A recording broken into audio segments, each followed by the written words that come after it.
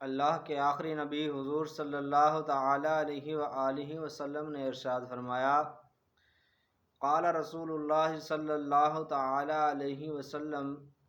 ما خلق اللہ تعالی داء الا وخلق له دواء الا السام۔ نبی علیہ الصلوۃ والسلام نے ارشاد فرمایا کہ اللہ تبارک و تعالی نے ایسی کوئی بیماری پیدا نہیں فرمائی جس کے لیے کوئی دوا نہ پیدا فرمائی ہو سوائے موت کے، یعنی موت کے علاوہ ایسی کوئی بیماری نہیں جس کی اللہ تبارک و تعالی نے دوا نہ عطا فرمائی ہو، دوا کو نہ پیدا فرمایا ہو۔ تو لہذا یہ جو کہنا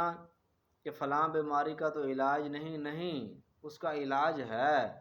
وہ علیحدہ بات ہے کہ انسان وہاں تک پہنچنے سے قاصر ہیں یا انسان وہاں تک پہنچ نہیں سکے، لیکن دوا،